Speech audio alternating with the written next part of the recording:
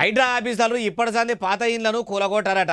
కొత్త చెరువులను కుంటలను చెరబట్టినోళ్లను వాళ్ళు కడుతున్న బిల్డింగ్లను బంగ్లాలను భవంతులని మాత్రమే కూలగొడతారట.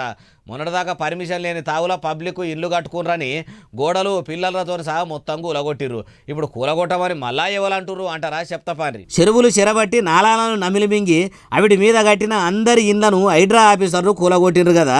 అయితే ఇప్పటికి చాలా దినాల సంది ఇండ్లు కట్టుకొని ఉంటున్నోళ్ళ ఇండ్లను ఇక కూలనే కొట్టేది లేదు అని హైడ్రా పెబ్బ రంగనాథ్ సార్ అనుకొచ్చిండట. కొత్తగా ఎవరైతే చెరువులు కుంటలను చెరబట్టి నాలాలను పెద్దమూర్లను నాశనం చేసి ఇండ్లు కట్టుకుంటుర్రో అగో అట్లా కొత్త బిల్డింగులు కట్టినోళ్ళయి ఆధారాలు చూపెట్టుకుంటా మ్యాపుల ల్యాండ్ వివరాలు తెలుసుకుంటా హైడ్రా ఆఫీసర్లు ఆడనే నిలబడి మరి పోలీసులను కావలి పెట్టి కూలగొడతారట.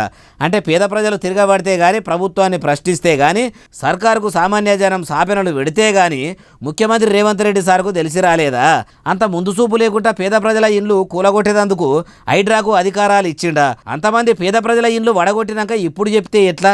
అయినా తెలంగాణ ముఖ్యమంత్రి యనమల రేవంత్ రెడ్డి గారికి ముదుసూపు లేకనా, లేకపోతే కొంతమంది గరీబుల ఇండ్లు వడగొడదాము జనం రియాక్షన్ ఎట్లుంటుందో చూసినాక మళ్ళా అప్పుడు ఆలోచన చేద్దాం అనుకుండా ఎట్లా? అయినా ఇటువంటి ఐడియాలు తీసుకునేటప్పుడు ఒక్కడికి 4 మాటల సోచాయించాలి, 4 సలహాలు తీసుకోవాలి. అట్లా సీఎం సార్ చేస్తలేడా ఎట్లా అంటున్నారు ఈ ముచ్చటినోళ్ళు.